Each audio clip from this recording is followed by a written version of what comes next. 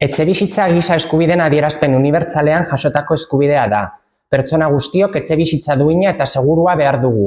Gure ohiturekin, kulturarekin, nortasunarekin bat datorren bizi proiektua gauzatu ahal izateko.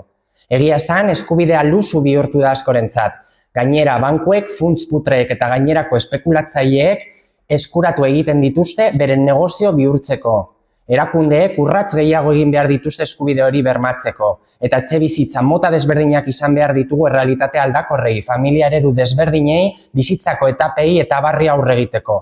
EH Bildu Gueñesen argi daukagu lan egingo dugula hori errealitate izan dadin. Eta beraz, gobernu taldeari neurri hauek proposatu dizkiogu. 1. Etxebizitza hutzen errolda egitea. 2. Informazio bulegoa sortzea bizigune programaren bidez hutsik dauden etxebizitzak alokailu sozialera ateratzeko. 3. Gure udalerrian etxebiden izena eman dutenen informazioa eskatzea. Eta 4.